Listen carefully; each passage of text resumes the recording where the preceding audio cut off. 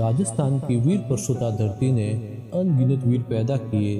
पुराने गांवों में आज भी उन वीरों की गाथाएं लोक कथाओं गीतों में गूंजती है। जगह जगह मौजूद समाधियां और चबूतरे उनके यश का गुणगान कर रहे हैं। हमारे इतिहासकारों या राजनीतिक लोगों का उन महान धर्म योद्धाओं से क्या मनमुटाव रहा होगा जो उनको आज तक कभी पाठ्यक्रम में स्थान नहीं दिया गया। खैर जो भी हो, मुझे तो मेरा कार्य करना है। गुमनाम योद्धाओं को मेरी सच्ची श्रद्धांजलि यही होगी कि उनकी महानता से आपको रूबरू करवाऊं। आज मैं आपको ऐसे महान योद्धा के जीवन से रूबरू कराने जा रहा हूं जो मंदिर रक्षा शादी वाले दिन औरंगजेब की फौज से लड़ते हुए वीर गति को प्राप्त हुए। दिनांक 7 मार्च 1679 गोधूली वेला का समय। वातावरण में शेखावटी की बालू माटी की सौंधी महक छा रही थी। गायों की पवित्र चरण रस से आच्छादित हो सूर्य देव आकाश मार्ग से विश्राम की ओर जा रहे थे और शेखावटी की धरती पर छापोली ठाकुर साहब सुजान सिंह जी शेखावत की बारात छापोली की दिशा में बढ़ रही थी। लगभग 22 वर्षीय तेजों में चेहरे से युक्त दूल्हे वाली बारात, जिसमें 80-90 सजीले ऊंट घोड़ों पर सवार बाराती ऐसा आभास करा रहे थे जैसे किसी देव पुरुष की बारात हो। दूल्हे के साथ चल रहे नवयुवक ने उम्र दराज से दिख रहे राजपूत सरदार से पूछा, बाबू साहब आज का रात्रि विश्राम? इधर से प्रति उत्तर आया, छापोली पहुंचकर होगा, नज़दीक ही है। सभी के चेहरे पर अजीब सी चमक उभर आई और घोड़ों की चाल स्वतः ही बढ़ गई। इतने दिनों बाद घर का विश्राम, इस सोच ने दिन भर की सारी थकान दूर कर दी। ठाकुर सुजान सिंह ने गायों बैलों के गले में बंधी घंटियों के मधुर स्वर के बीच से आ रही आवाज़ों को सुनने का प्रयास किया। आवाज़ कुछ स्पष्ट नहीं थी, पर ऐसा लग रहा था जैसे कोई आह्वान कर रहा हो। सबसे पीछे चल रहे घुड़सवार की ओर देखते हुए सुजान सिंह बोले, ये शायद चरवाहों की आवाज़ है, ज़रा सुनो क्या कहना चाहते हैं। तुरंत उत्तर आया, हुक्म कुछ नहीं, ऐसे ही बकवास कर रहे हैं। घुड़सवार ठाकुर सुजान सिंह के व्यवहार से शायद बहुत ज़्यादा परिचित रहा होगा। उसने चरवाहों को डांट कर भगाना चाहा, भागो यहाँ से, और उनकी ओर लपका, हल्ला मत करो और जाओ यहाँ से। सुजान सिंह ने देखा और सरदार को रोका, ठहरो ठहरो, बुलाओ इनको, क्या बात है। सुजान सिंह की आवाज़ आई। प्रति उत्तर बहुत स्पष्ट सुनाई दिया कि झिरमिर झिरमिर मेवा बरसे, मोरा छतरी छाई, कुल में है तो जान सुजान, फौजे देवरे आई। सुजान सिंह ने चौंक कर साथ चल रहे राजपूत सरदार की ओर देखा। किसकी फौज किस मंदिर पर आई? चरवाहों के साथ आए गुर्जर और अहिर समाज के लोगों ने जो बताया वो सुनकर सुजान सिंह सोच में पड़ गए। हुक्म बादशाह, औरंगजेब की फौज ने खंडेला कस्बे के बाहर डेरा डाल दिया है। कस्बा पूरा खाली हो चुका है, कुछ बुजुर्ग और मंदिर के पुजारी ही वहाँ हैं। कल मोहन देव जी मंदिर को तोड़ने की मुनादी है, साथ ही 100 गायों को हलाल करने वाले हैं। कस्बे वासी पहाड़ों में चले गए हैं, अब क्या करें? क्या वीर शेखा जी की धरती पर राजपूत नहीं रहे? सुजान सिंह बोले, जिस धरती पर राजपूतों का निवास हो वहाँ ऐसा कैसे हो सकता है? गुर्जर और अहिर समाज के मुखिया ने उत्तर दिया, हुक्म औरंगजेब ने विशाल फौज भेजी है जिसका सेनापति दाराद खां है और उसके साथ बड़ा तोप खाना है, हाथी सेना है और घुड़सवार सेना है, जिसने काशी, मथुरा, ब्रिजभूमि और देश के बड़े मंदिरों को तोड़ डाला। अब यहाँ छोटे से कस्बे के मंदिर की रक्षा का साहस कौन करे?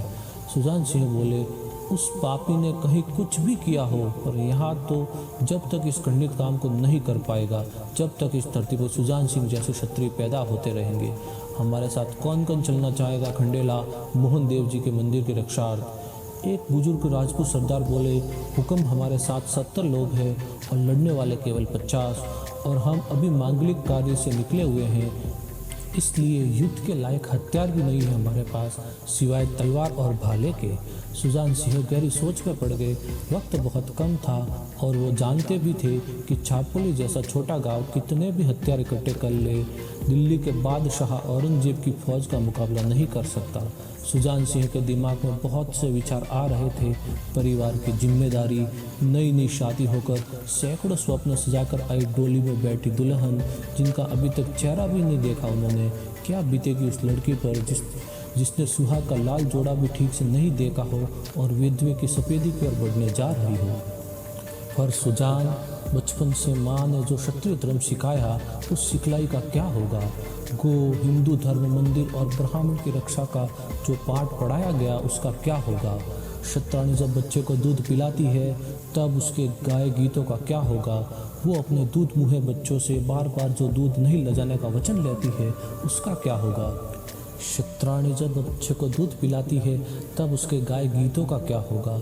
वो अपने दूध मुँहे बच्चों से बार बार दूध नहीं ले जाने का वचन लेती है उसका क्या होगा? सुजान, आपकी माता जी ने भी आपसे ये वचन लिया था कि राजपूती धर्म को मत छोड़ना, धर्म रक्षा के लिए सदैव तैयार रहना। ओह, अजीब दुविधा है। अपने इष्ट देव को मन ही मन प्रणाम करके ठाकुर सुजान सिंह ने फैसला लिया। उनकी रौबीली आवाज़ शेखावटी की धरती पर गूंजी। मेरे राजपूत सरदारों, गो, मंदिरों और हिंदू धर्म की रक्षा के लिए क्षत्रिय सदैव तैयार रहे हैं और इनकी रक्षा करते हुए ये शरीर काम आ जाए तो इससे बड़ा सौभाग्य क्या हो सकता है? जिस मोक्ष की प्राप्ति के लिए साधु संत ऋषि मुनि सालों तपस्या करते हैं, उस मोक्ष को एक क्षत्रिय अपने धर्म का पालन करते हुए कुछ ही पलों में पा लेता है।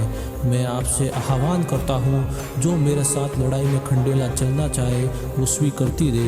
वीर शेखावत जी की पवित्र भूमि पर सुजान सिंह शेखावत के शब्द गूंज रहे थे और बारात में मौजूद सभी व्यक्ति मुख से खड़े सुजान सिंह शेखावत के तेजोमय चेहरे को देख रहे थे।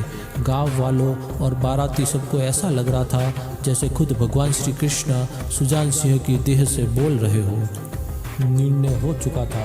बारात में शामिल 50 राजपूत सरदारों ने घोड़ों पर युद्ध के लिए जीर्ण कस ली और शेष रहे बुजुर्ग, नाई, ख्वास जी, मंगल गान गाने वाले, ढोली और बारात में शामिल अन्य वर्ग के लोगों को दुल्हन की डोली लेकर झापोली जाने का बोल दिया गया।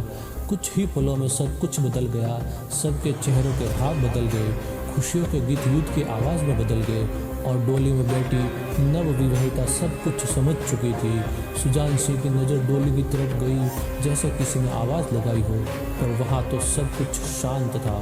डोली से मेहंदी लगा कोमल हाथ बाहर निकला और स्वामी को कुछ संदेश दे गया। सुजान सिंह ने मन ही मन क्षत्राणी को प्रणाम किया।